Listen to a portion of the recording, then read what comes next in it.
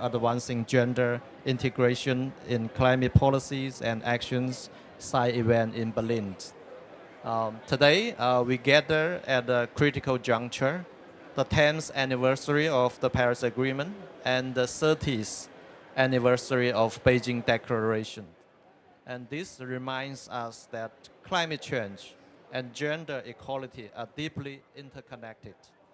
While women are disproportionately affected by climate change, they are also powerful agents for solutions. To harness this momentum, UN Women and China's National Center for Climate Change Strategy and International Cooperation jointly organize this high-level side event.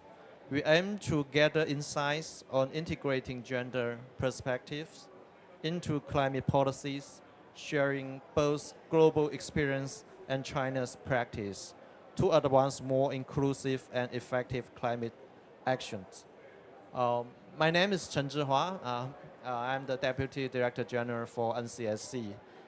Let's look forward to a very productive discussion that generates new ideas and collective commitments. Now it's my great pleasure and honor to welcome our speakers today. Firstly, His Excellency Mr. Liu Zhenmin, China's Special Envoy for Climate Change. Uh, and 等一下. And you also have His Excellency Ms. Sarah Hendricks, Acting Deputy Executive Director of UN Women. Welcome you. And Ms.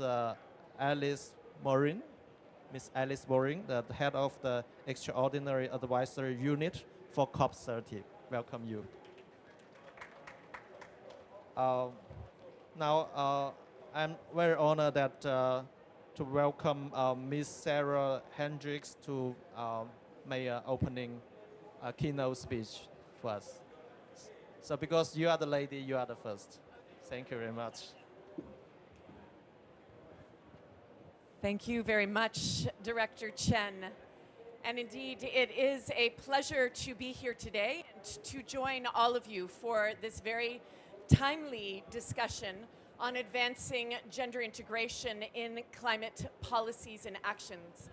And really, it is my sincere thanks to the National Center for Climate Change Strategy and International Cooperation, otherwise known as NCSC of China, for co-hosting today's event with UN Women. And as Director Chen has highlighted, this year marks a very big milestone. It carries deep significance. We mark a decade since the Paris Agreement. We also mark 30 years since the Beijing Declaration and Platform for Action, which to this day stands as the most comprehensive, progressive, and widely endorsed normative agreement on gender equality and women's rights. And indeed, the vision of those gathered in Beijing 30 years ago was very clear, and it was also ahead of its time, that women's rights are human rights, and that the sustainability of our environment and the resilience of our climate are deeply and structurally connected. And this week, we gather here in Belém as parties are negotiating a new gender action plan. Member states are coming together to bring that vision agreed 30 years ago in Beijing into practice and to make the principles of the Beijing Declaration and Platform for Action tangible in the implementation of climate action itself. And I will say we've seen very important progress, and that progress is inspiring, and that progress should encourage us. Our analysis shows that by the year 2024, 85.2% of parties actually referenced gender equality in their submitted NDCs, in their national adaptation plans, in their national communications, or in their long-term low-emission development strategies. We have this week a new document that is launching from UN Women. I'll hold it up here. It is the Gender Equality and Climate Policy Scorecard. And within this scorecard, we also see some good news. And it is that 28 of the 32 NDCs that have been assessed so far identify the importance of gender mainstreaming, or position gender equality or women's empowerment as one of the objectives in their NDCs. And actually 26 countries have included at least one very concrete gender equality or gender responsive commitment to action. So we're seeing in this growing recognition that inclusive and intersectional policymaking actually strengthens climate outcomes. With this good news, I do also want to acknowledge that there are challenges that persist.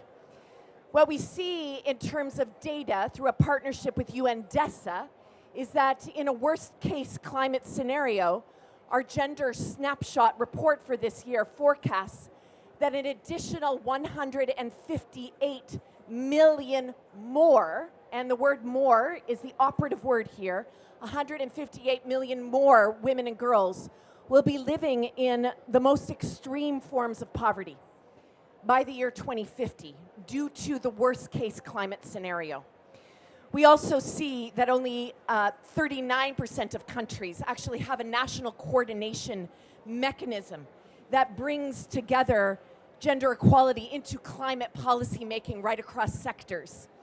And we see, most concerningly, that it is only 3% of climate-related development finance that actually identifies gender equality as a principal objective. I think here we see that there is two causes of all this. One is insufficient data that is disaggregated, as well as low political will and limited coordination between climate and socioeconomic policies. And I do want to emphasize here that these are not technical gaps. These do not mean that they will have just technical fixes. These are structural choices. These are political choices. And they are also not inevitable. They are choices that we can change. And so closing these gaps really requires systematic and systemic gender responsive climate action. It requires evidence-based analysis. It requires having pilots that can actually inform policy and having strong frameworks of partnership between climate ministries and national women's machineries in governments. It also requires that we lift up women's voice and women's leadership at all levels of decision making in climate policy. And it requires multi-stakeholder cooperation and connectivity and dialogue, I think emblematic of what we see here today. As I close, allow me just to say that in China, our cooperation reflects these principles in practice. UN Women has been working very closely with NCSC and with the Chinese Academy of Environmental Planning on policy research and on recommendations. We have been providing tools and support to civil society organizations, but also to financial institutions on gender responsive programming, on financing from a gender lens.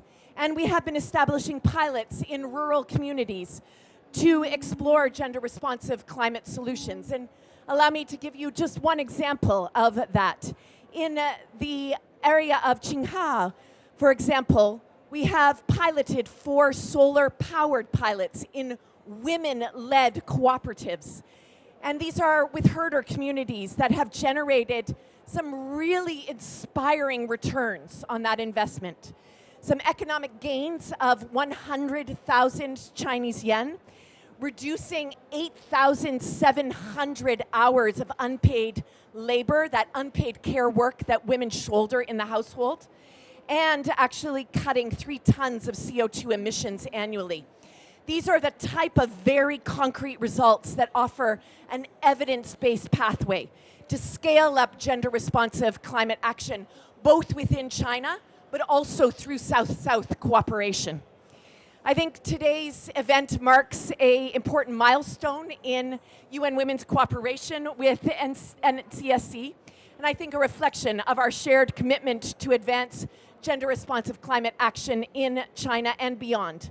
And this presents a very valuable opportunity to draw on the practical experience of the example I just shared, and to advance gender-responsive approaches in China's climate strategy and contribute to inclusive and effective climate action at national and at global levels. So as we mark 30 years of the Beijing Declaration and Platform for Action, the implementation of the Gender Action Plan that we hope and that we believe will be agreed here in Belém will be actually a test of whether the commitments made in Beijing continue to guide our collective choices. We have something called the Beijing Plus 30 Action Agenda that was amplified indeed not only in New York at the General Assembly, but just in fact last month in Beijing itself, which has galvanized over 200 national commitments from 110 member states that remind us that a just transition must put the rights of women and girls at its center as a requirement for credible climate action. As I close, let me just say that UN Women remains committed to supporting countries with evidence, with tools, with practical policy support that accelerate a just and inclusive transition. But of course, delivery depends on all of us. I know we have an amazing panel to hear from today. We do want to listen to one another, but also call on all stakeholders to deepen this type of exchange, to strengthen partnerships, and to ensure that gender-inclusive climate policies, planning, and action actually become the norm, so that the aspirations of climate justice are really turned into tangible, inclusive outcomes for people, for planet, and of course for peace. 30 years after Beijing, I think honoring that legacy means ensuring that climate governance, as well as climate finance and climate policies, actually deliver for women and girls. Not just in principle, not just in words, but in concrete practice, in concrete action. And the choices we make now, of course, will determine what that legacy holds. With this, I thank you so much.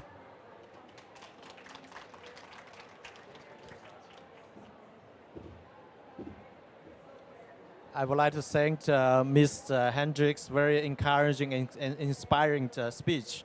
You're not just sharing with us the latest progress on gender integration, in particular through our NDC, but also pointing out the path ahead. And also, more importantly, I think that you share with us the latest successful stories that in China and also in other places. So thank you very much again for your excellent speech. And now I would like to invite His Excellency, our special envoy for climate change, Mr. Liu Zhenmin, to give us a speech.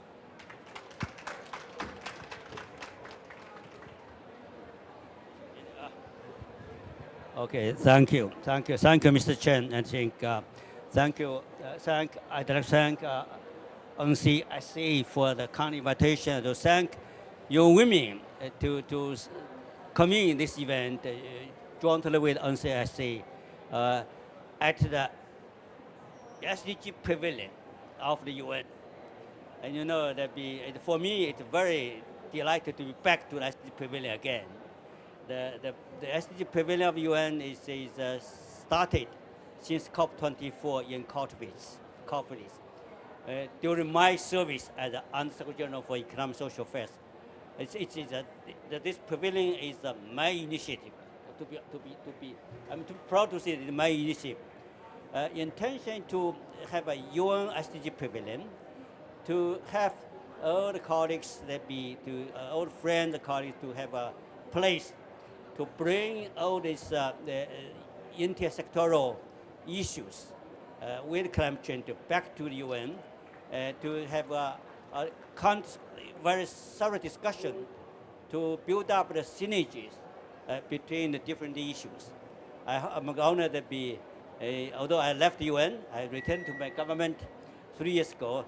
I had to be, this SDG Pavilion has been operated better and better. So I'm honored to my colleagues for DESA for the pavilion.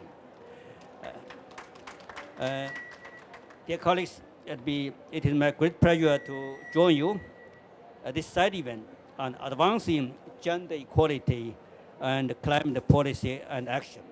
I think I listened very carefully to what remarks by Sarah, your women colleague. I think he gave a overall picture of how women in the world has been engaged in the global climate action.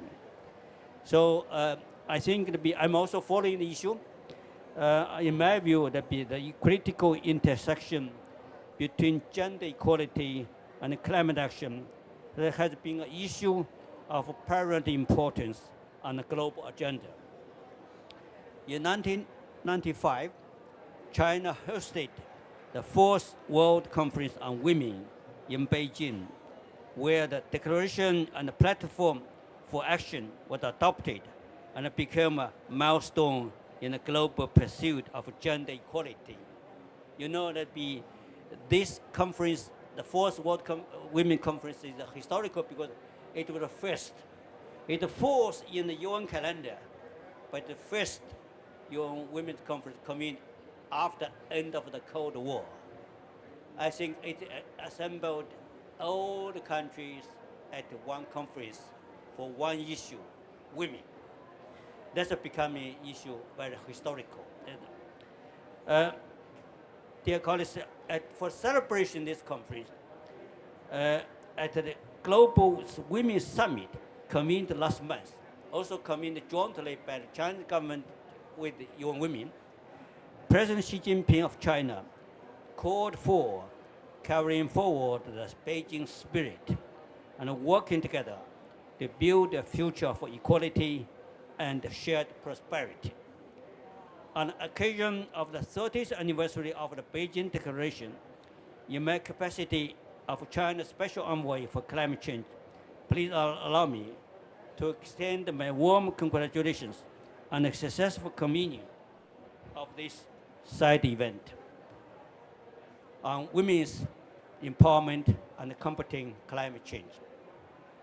Ladies and gentlemen, globally, women, particularly those in poverty, bear a disproportionate impact when facing climate change, climate disasters.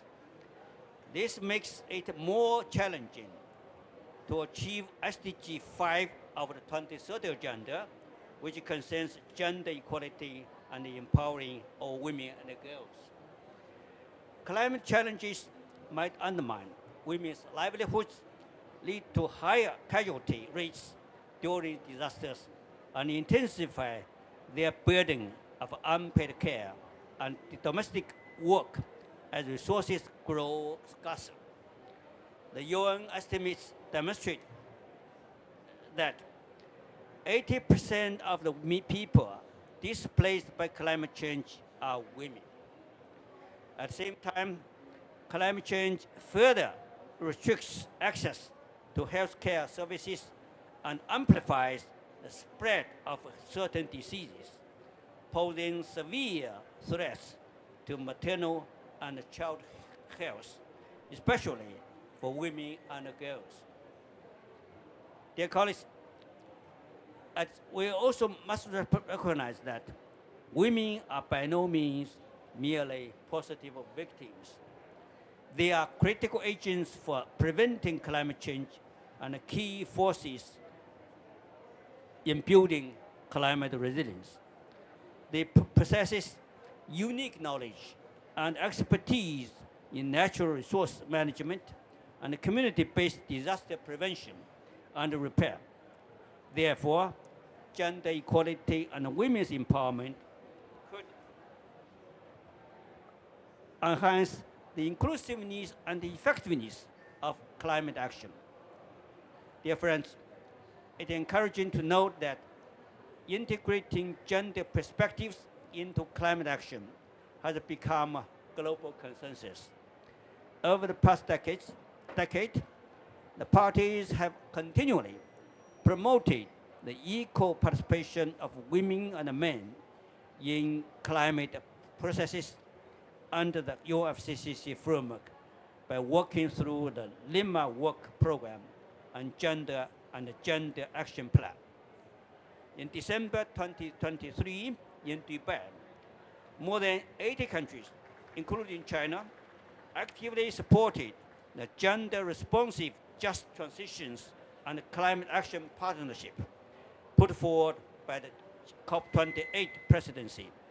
Today, we are witnessing growing commitments to gender equality reflected in the nationally determined contributions, forging a more inclusive and a robust architecture for global climate governance. Ladies and gentlemen, as a responsible developing country, China is committed to support gender equality and global women's development.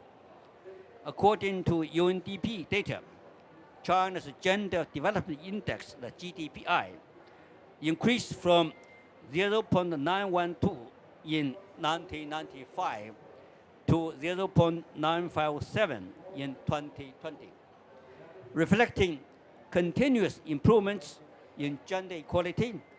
This progress indicates narrowing gaps between women and men in education, health, control over economic resources.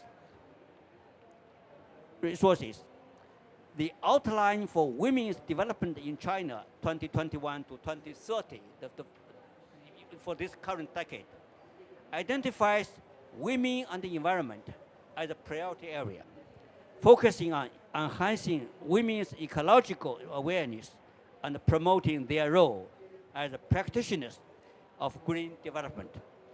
At the operational level, China is actively promoting women's participation in decision-making and implementation in renewable energy, ecological restoration, and community disaster risk reduction projects. I can share with you, dating back more than 25 years ago, when I was chief negotiator for climate change, in my delegation, around 15 people, only one woman. Now I think with the Chinese delegation, around 100 people, I think more than half are women. I'm proud with my women, female colleagues for their contribution. Dear colleagues, at the same time, China, you can notice that China has continually supported the work of young women, partnered with UNESCO in setting up the prize for girls and women education, helped fellow developing countries in implementing 100 maternal and child health projects, and trained over 200,000 female professionals from over 180 countries and regions. Ladies and gentlemen, climate change constitutes a global challenge that no nation or no individual can stand alone against it. Only through international cooperation can we effectively confront it. While women are disproportionately vulnerable to climate impacts, they are equally indispensable as key agents of climate action. We must more systematically integrate the gender perspectives into climate policies, mitigate the adverse effects on women, and provide them with a broader platform to participate in climate governance. This requires countries to join hands in pooling resources and sharing experiences. And perhaps even more importantly, it calls upon the professional expertise of everyone present here to explore innovative and scalable solutions, collectively advancing the mainstreaming of gender equality in climate action. I'm confident that this event will serve as a significant platform to build consensus and inspire action, injecting new momentum into the integration of gender equality into climate policies and action. I wish the panel have a good, excellent discussion, including extend my warmest wishes for the resounding success of this event. I thank you. Thank you. Thank you very much, His Excellency, Special Envoy Liu, and Special Envoy Liu. Thanks for your continued support to the SDG issues, in particular the gender issues. And he shared with us those very good story that when he was in the UN, and also the very great achievement that we have made in China. Thank you again very much. And now we would like to invite Ms. Alice Moritz from the presidency to give us a speech. Thank you. Good morning. Thank you so much for the invitation to take part of this important event. And I wanted to congratulate the UN Women and NCSE for co-hosting this discussion. On behalf of the presidency, I think it's important to remind us that we have been saying that this is an implementation COP.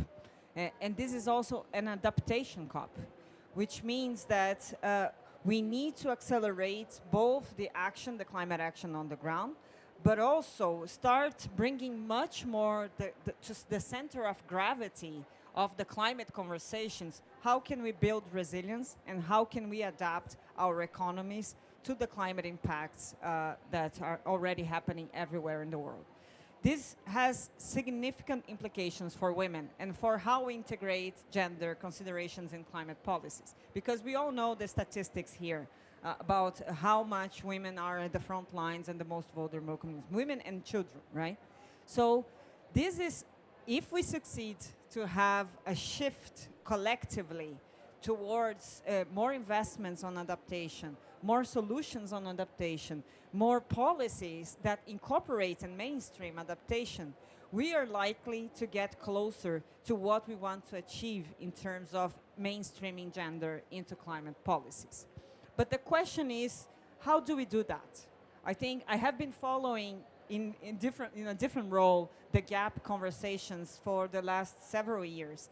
And it's interesting to see that although we know where we want to go, we don't know necessarily how to get there yet, right? We still lack data, we still lack experimentation. This is a very new policy. But in the end of the day, what we need to do is, when we are designing a city or a transport system, people in charge needs to ask themselves, is this gender friendly? How are we going to do that? When we decide to continue investing in high carbon decisions or solutions for transportation, are we considering gender elements? When we think about public transportation, name it. Same thing when we talk about health. When we design our health systems, or we public and private investors invest in health systems, are they asking themselves how gender friendly those investments are? I think in the end of the day, when we talk about moving from negotiations to implementations, what we are talking is about asking questions that will make implementation be different. It's not about anymore just raising awareness about the importance of gender mainstreaming. It's about experimenting and learning on how we can do that. This is how in Brazil we have been experimenting with also our NDCs and the National Climate Plan. We do have a transversal gender plan to implement that. But these are based on, actually the UN Women have been supporting very strongly our Ministry of Women and our Ministry of Environment and Climate Change on doing that. But from taking the policy to the practice is where most of our collective investment must do. And this is also where we need academia, we need civil society, we need the communities to bring these solutions together. This is what we are seeing. We hope you are also seeing very much at COP30, but we want to see it in the future COPs and so on, to make sure that the multilateral system, the structures that we have been creating for the past 30 years or so, that they are landing on the ground, that they are delivering results, that they are useful to improve the quality of life of people. It's no longer the time when we need to talk about tons of carbon only. We still need to accelerate significantly the reduction of carbons in the atmosphere and keep the 1.5 within reach. But if we do that, for instance, expanding renewables but excluding women from the process, is it worth taking that role? Maybe not. We want to make sure that the development trajectories, that this low carbon transition or the decarbonization and the resilience building actually works for people, works for women, works for children, works for the elderly, works for all, producing inclusion and producing well-being to everyone. This is not only in the climate policy, I know the panel will discuss and very much on the climate policy space, but it's in the end of the day, we're talking about all the policies. That's what Ambassador André has been saying, that the big conversation is about how the economies overall, not only part of it, it's actually mainstreaming resilience building and decarbonization. And this mainstreaming has to come with the question, is it working for women? Has women been heard? Are women benefits being considered that? If we don't ask those questions, we will continue to preventing us to succeed. So let's keep asking those questions. Let's use the next 12 months, at least as on behalf of the COP30 presidency, we stand ready to support, to help bringing that in. This is what we mean by bringing the COP to people, bringing social justice along lines of climate action. So thank you so much and have a great discussion.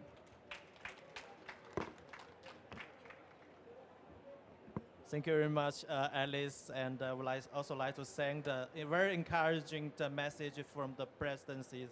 So let's keep asking questions. Let's also keep experiencing, as you said. Let's keep providing our solution to the gender issues. So I will propose that we take a group photo together with our panelists, and then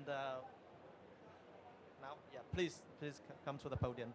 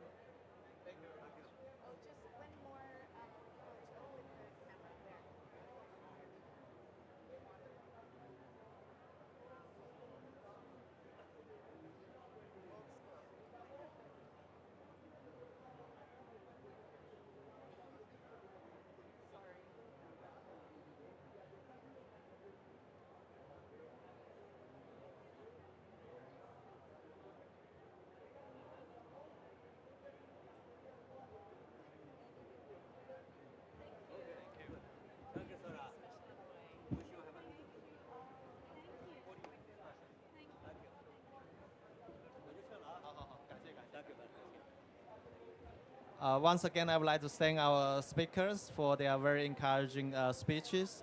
And now I would like to hand over the moderator to my colleague, Mr. Gao Xiang.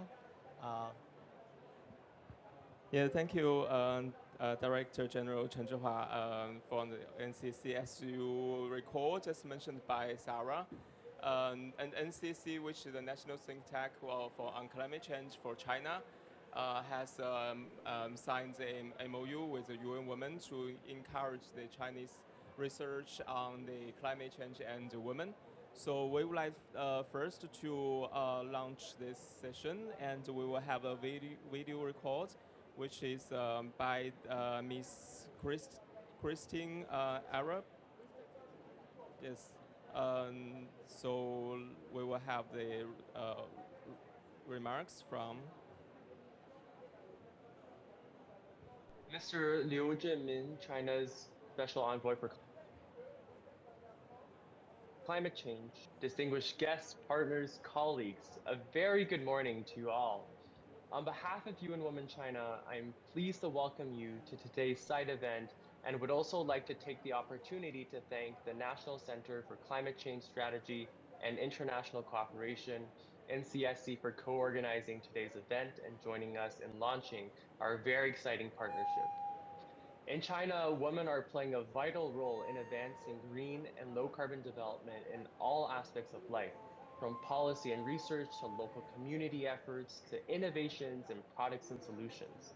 As one example, let me share with you the story of a young woman, Xian Lamao. Xian is a woman herder living in northwest China, Zhenjiang region, where the headwaters of three great rivers meet, the Yellow, the Yangtze, and the Mekong.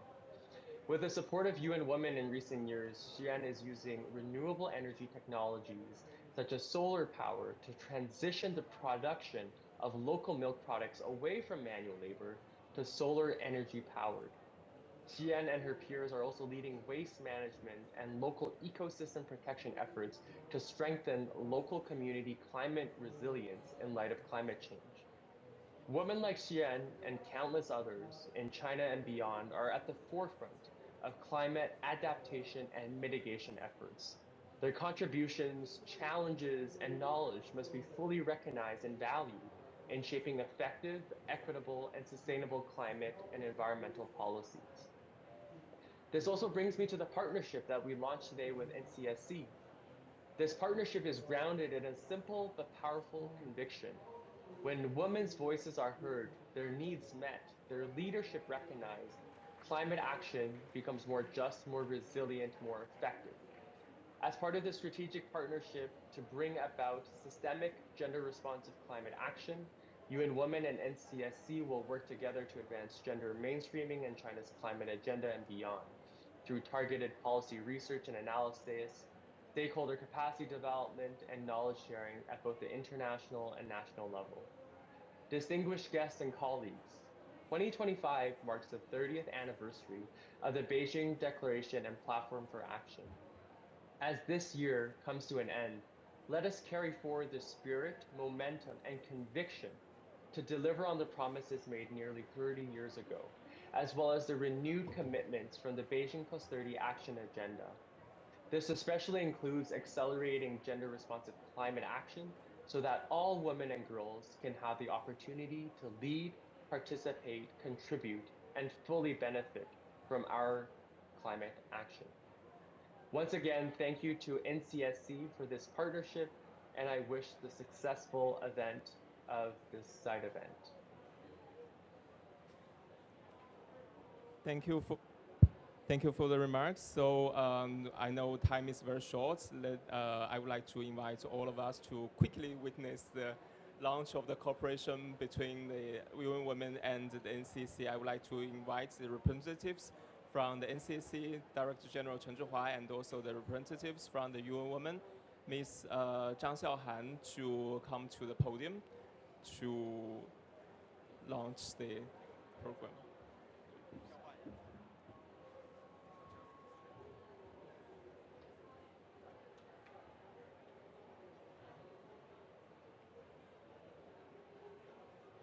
So by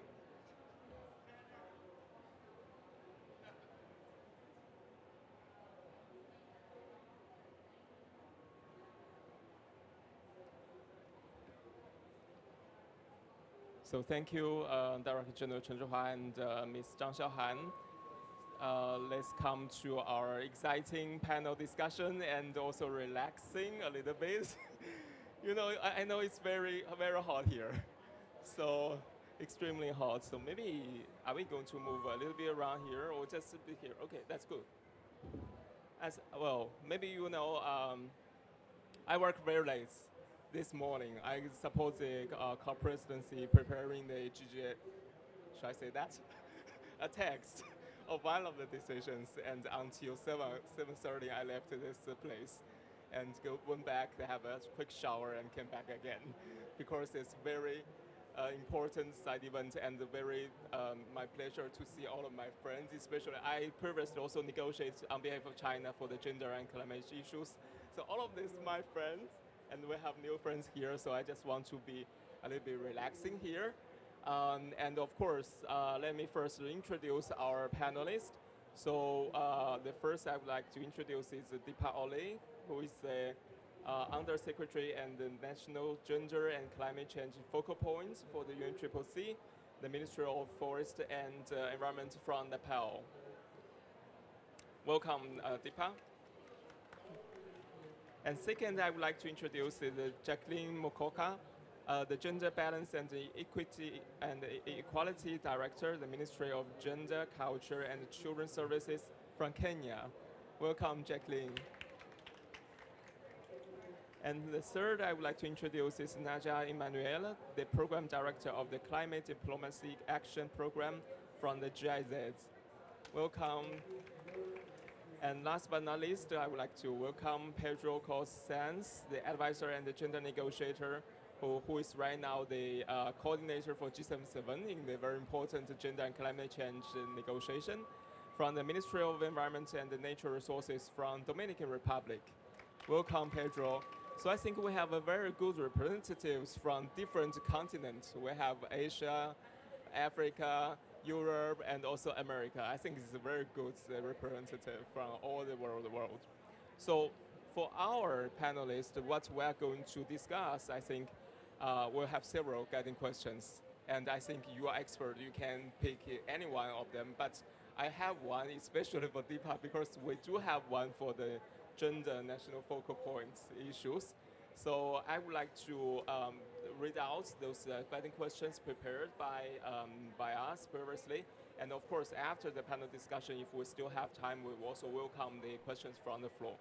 So what we have those interests, I think, the first one is how can climate policy and the programs be effective, designed to address the different vulnerabilities and climate resilience of women and men. Because as previously in the opening remarks, we know that women and men, especially in developing countries, are facing different impacts from climate change. So how this climate change policy can be designed to address this differentiation? This is the first one. You can think about that. And the second would be, are there any good practice, or we call it best practice, and integrating gender consideration into the formulation and the implementation of the climate policy and program in your country, for example? Or I know GIZ supports a lot of countries. What is the story of GIZ, for example, that support other countries on this aspect? And the third one is how can women's meaningful participation and the leadership shape the climate policy and practice towards more effective climate response? I think my reading for that is that, of course, we have at least two levels. The first level is the global level. It's what we are doing here, negotiation for the gender action plan. And then, of course, at the local level, national level, we have our own policies. So what is your story on that? And the fourth one is what role do national gender focal points play in advancing gender mainstreaming within the climate initiatives, and how can their impact be enhanced? So this is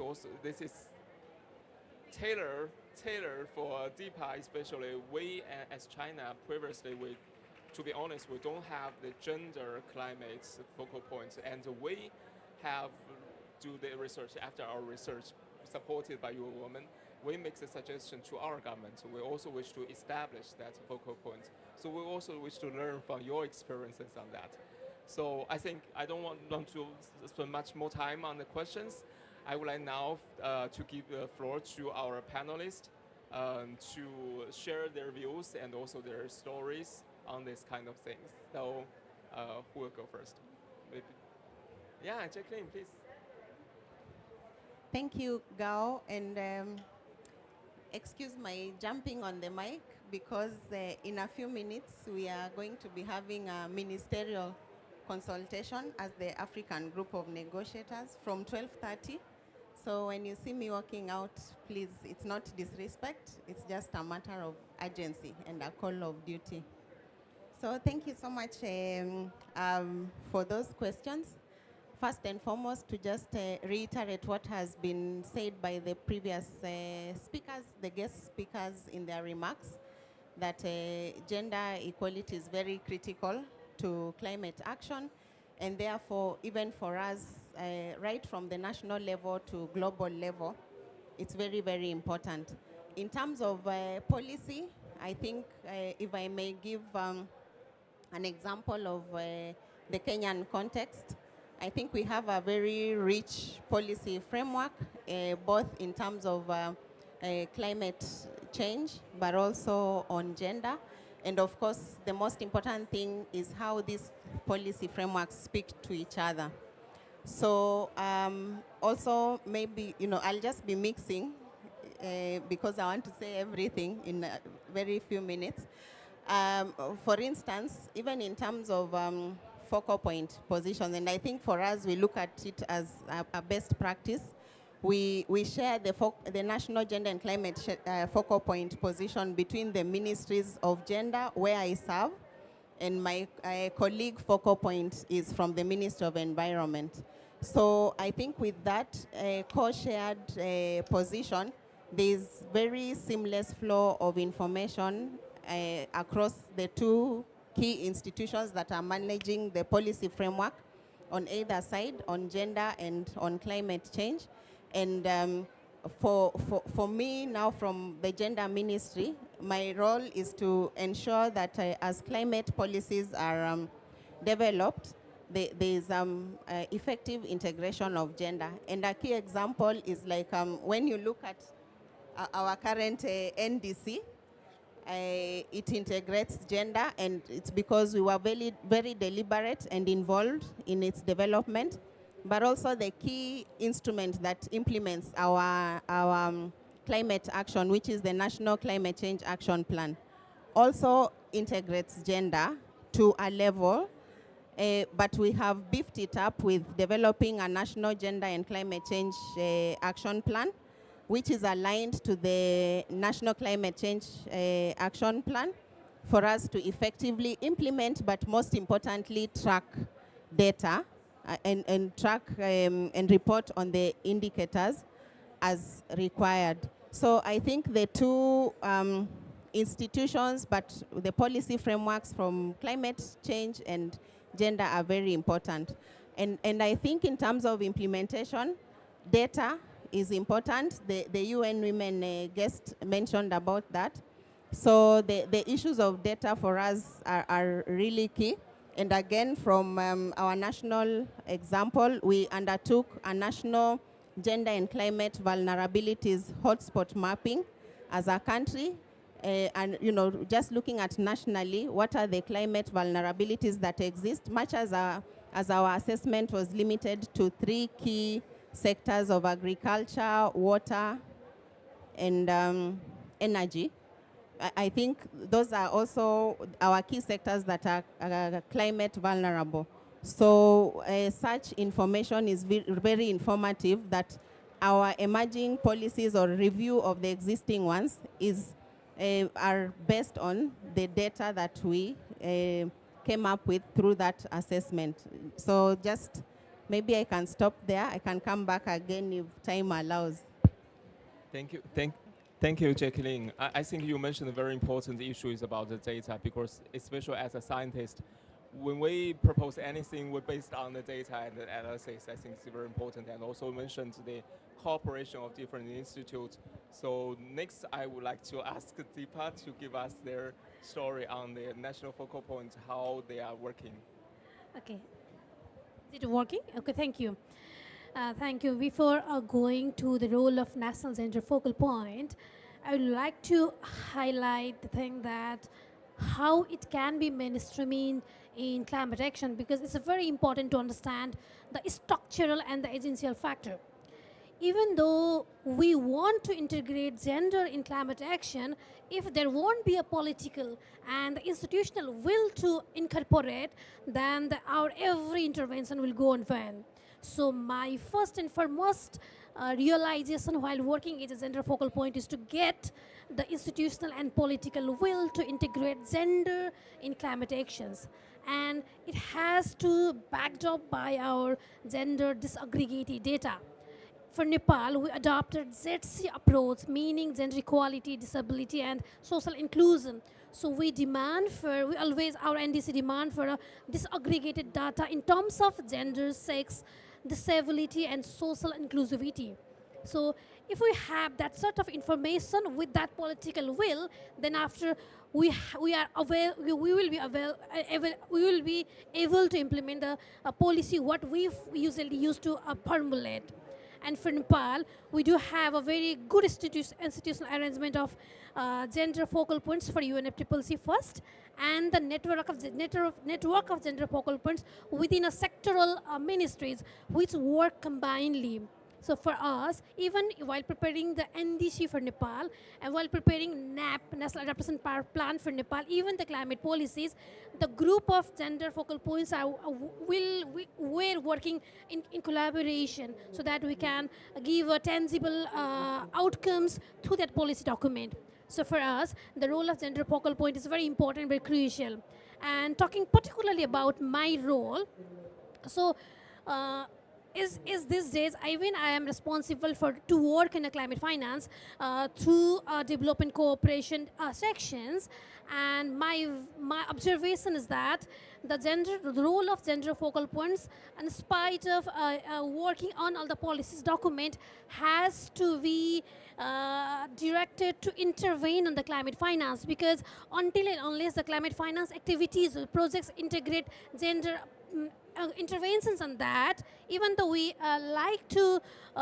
even though we are planning to implement all those things, but we highly, it's very important to incorporate those things in a climate change project. So it's very important to have this. Having said that, we do have a very strong policy background of NDC, which explicitly covers 9 actions of integrating gender action plans in NDCs, including our even National Climate Change Policy has a strong commitment of ZC in climate actions, and even our National Adaptation Plan has a strong commitment for this. And having said all these things, I really want to reiterate one thing, that if it is okay to even though we are working for the structural arrangement meaning we are working on policies, we are working on institutions, we are working in budget, we are working in plan, but if we don't work on the essential factors, meaning our informal rules, regulations, norms,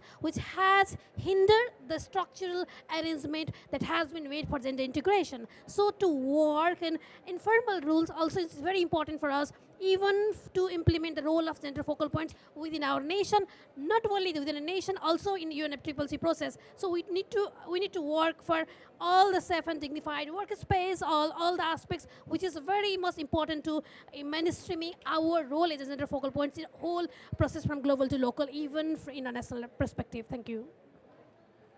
Thank you. Thank you, Deepa. I think my next question, I next will invite Namja, because just now Deepa mentioned, of course, the first important thing is the political will. And then we need the finance. And we know, as I said, GIZ provides a lot of support to many developing countries too. So are there any, I believe there must be a lot, successful stories how the GIZ from like the developed countryside aspect can support developing countries to enhance the women's engagement in the climate. Please. Thank you very much. Oh, is the mic on? Okay. So thank you very much. It's a great honor to join you today on behalf of GIZ. As you already mentioned, we are active in more than 120 countries worldwide, being the federal implementing agency of the German government for international and development cooperation. So I'm representing my colleagues from China here today, and I'm very happy to bring some examples. My sincere thanks, first of all, to NCSC and UN Women for convening this important discussion and for your steadfast leadership in advancing gender-responsive climate action. So I'm going to try to answer all of your 4 questions real briefly. I know we're a little bit under time stress. So in our Sino-German cooperation, we are integrating a basic gender analysis at the very start of NTC implementation planning, long-term strategies, and sectoral roadmaps.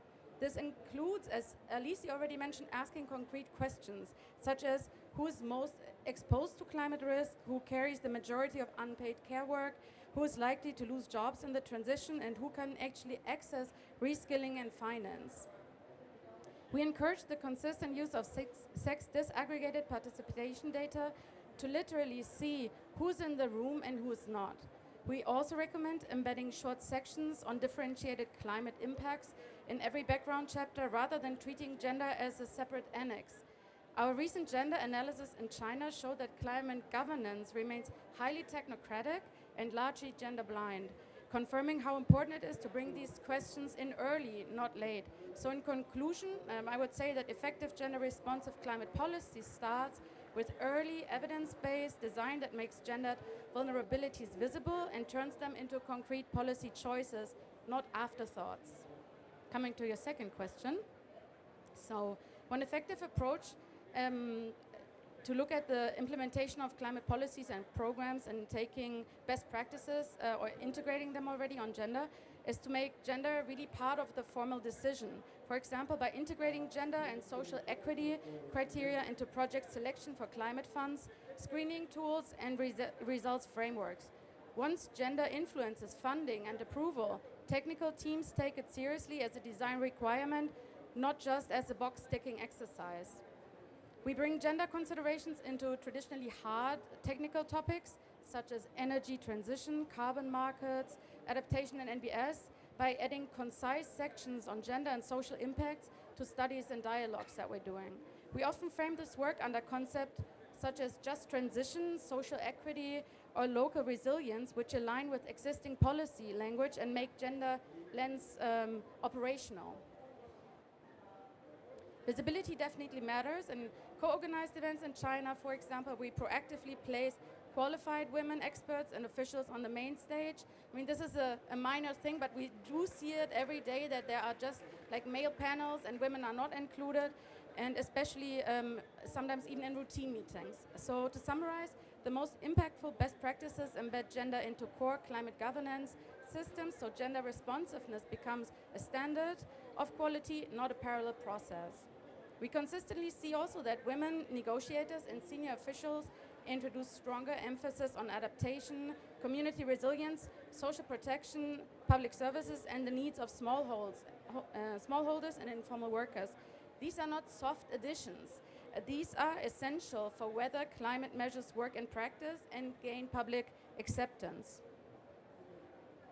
But maybe in general, we observe that our work, especially when women lead climate policy, becomes more grounded, more inclusive, and ultimately more implementable, strengthening both social legitimacy and climate effectiveness. I'm not going to address the gender focal point question because you already elaborated on that, but let me get to the last question real quick. So if we're looking at the key challenges for mainstreaming gender and how can we address them, we think that, the first challenge definitely is that gender becomes a box-ticking exercise, as I just said, without influencing budgets, staffing, or implementation. So the solution is to link gender criteria to funding, to performance, to monitoring, and reporting, and not to only ask, did we mention gender, but did this change who benefits and who actually participates in activities? I think the second challenge that we're facing is capacity and data gaps still in technical teams especially. Many climate officials say, we agree gender is important, but we do not really know how to operationalize it. So I think we should try to provide simple tools such as a short gender checklist and offer joint training for environment, foreign affairs, and gender institutions, and not also treat them in silos. The third challenge is, and then I'm coming to an end, is exactly what I just mentioned, is the silo work between environment ministries and gender institutions. So projects like the Climate Diplomacy Action Program or projects in the Sino-German cooperation, we convene joint workshops and we have concrete collaboration. When teams work together on a real case, gender mainstreaming becomes an operational task and not an abstract slogan. So my key takeaway is regarding this question that it's a core challenge to shift from symbolic commitments that we do often see, especially in settings like these, to systemic change, aligning incentives, capacities, and collaboration, such as gender equality becomes integral to climate action and no longer peripheral. So thank you very much. Thank you. Thank you, Namja. I think one of the suggestions from our recommendation to our government is to set national focal points co-hosted by the Ministry of Environment and the All China Women Federation. I think if we hope our government can take our suggestions, and I think that's just to reflect what's your observation and suggestion. So last but not least, there is a term in China we call, if you are a friend of women in your unit or in your institute, you are very popular. But I guess both of us are friends of women. So I will let this friend of women to give us his the views and insights. Thank you very. Now, do you hear me? Thank you very much, Gao. I'm gonna give this to Depa, so she can use it for a bit and also help you there. First, I would like to start saying obrigado da Presidencia da COPI. Thank you to the NCSC, I think it is. Ni hao to the presence from China. That's the only thing I learned in Xie. Sorry, I would have loved to learn a little more. And yes, thank you to everyone here present and also to my colleagues here in the podium. So yeah, I'm gonna give the input, but before I give those inputs regarding the perspective of being part of the G77 in China as a co-facilitator here now, taking over the amazing work that our colleague Margaret of Zimbabwe have been doing, I have to mention that I've been the coordinator for AOSIS, the Small Island Developing State, so this is more of the take of my perspective on this process and the Dominican perspective. I know that many of us are also practitioners back in our countries.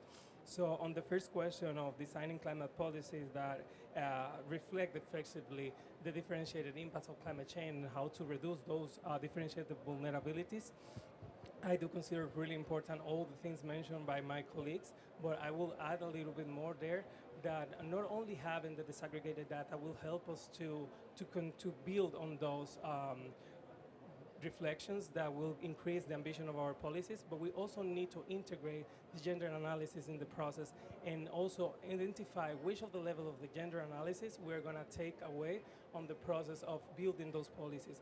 In the case of the Dominican Republic, we are challenging ourselves to pass from gender sensible policies to more gender responsive policies. Also, something that is really important, and I know my colleagues mentioned it, but I'm going to put it together with an example, is having these coordinations with the national mechanisms of women affairs. In the case of the Dominican Republic, it is the Ministry of Women. We have the National Table for Gender and Climate Change, which is constituted by the Ministry of Environment, Ministry of Women, and the National Council for Climate Change. These mechanisms allow the Dominican Republic, for example, to monitor the implementation of gender-responsive climate action, but at the same time help us identify what is the priority. We have our gender action plan, we have our NDCs, which focus heavily on having these gender actions in the different sectors that we're working on climate action, but we do need that political and that will in this table gives the operative and technical suggestions to the decision makers to know where to put the money, where to put the implementation, and also to act when we are in need to advance. Also, I think that we need, for sure, it was mentioned by my peers, the gender budgeting. But not only gender budgeting in climate action, also the protection of the gender budget. In the DR, we have this protection in the central government for the budget on gender, expenditures on gender. But in many countries, we are for sure know it's happened for SEED, it's happened in the other developing countries within G77.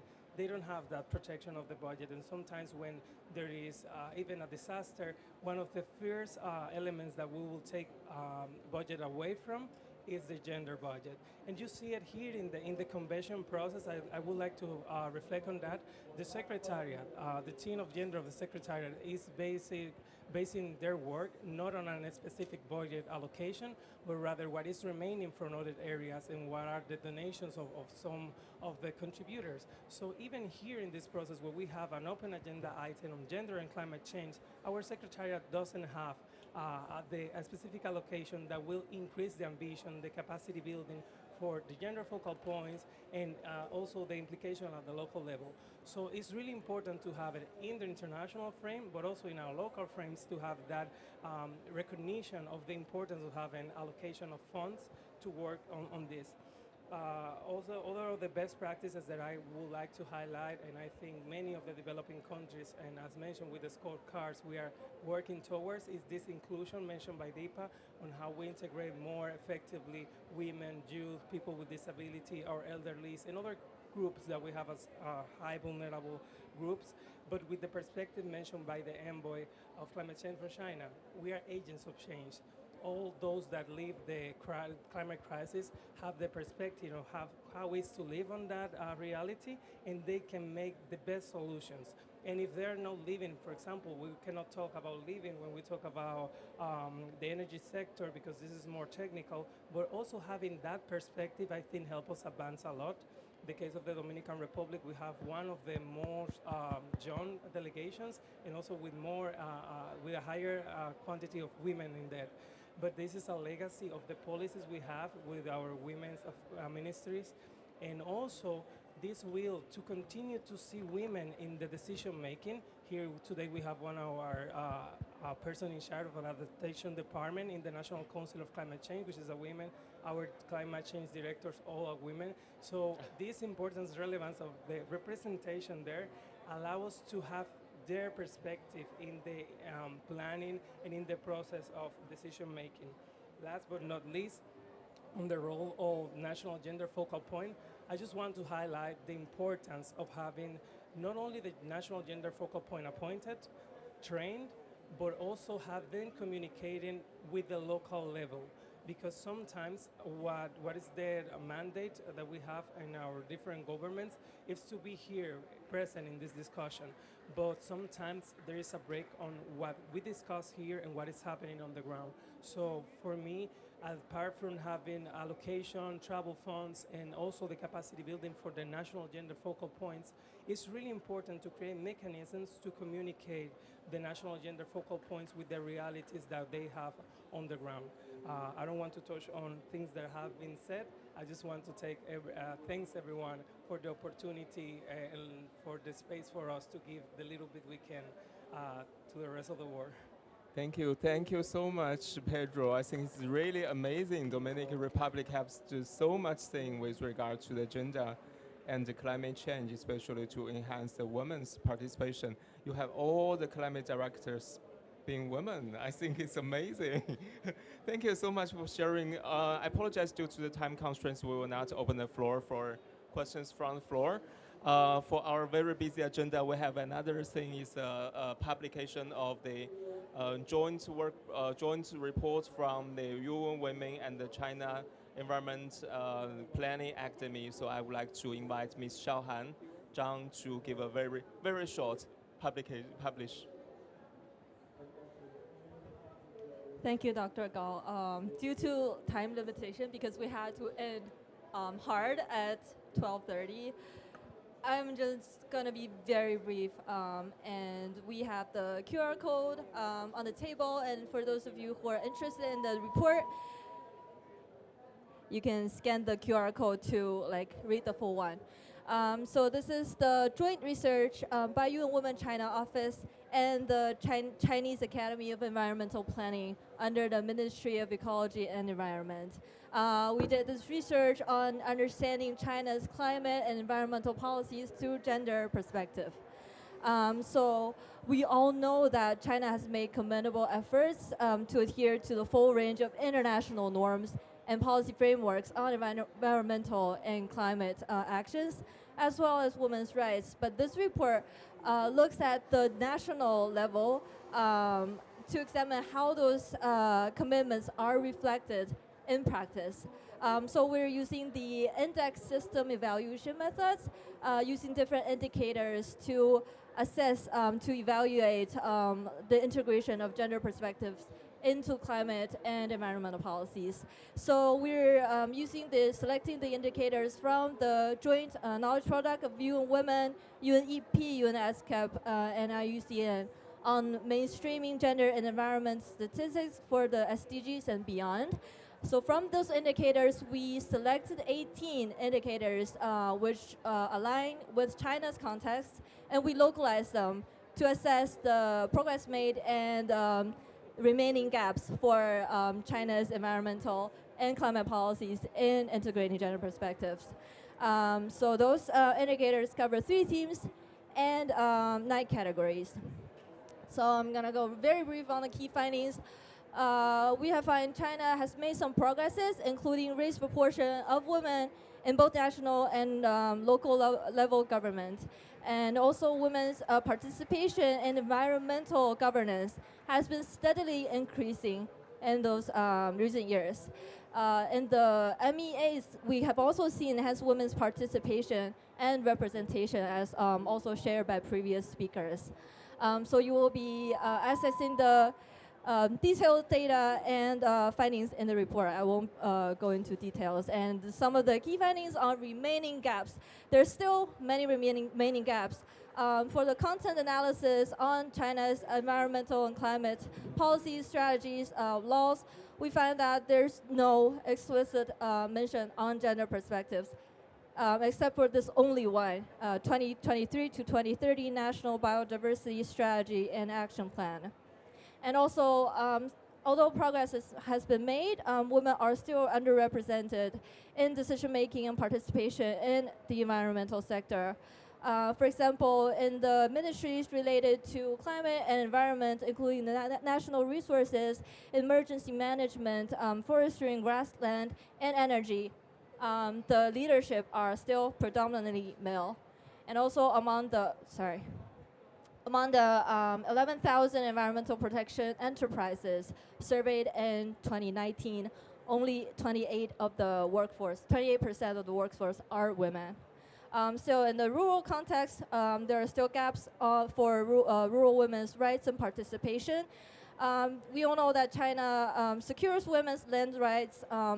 Women have equal land rights compared to men in China. It's protected by law, but the real enforcement remains uneven. And also rural women's participation in grassroots social governance is relatively low, with 26.1% in village committees.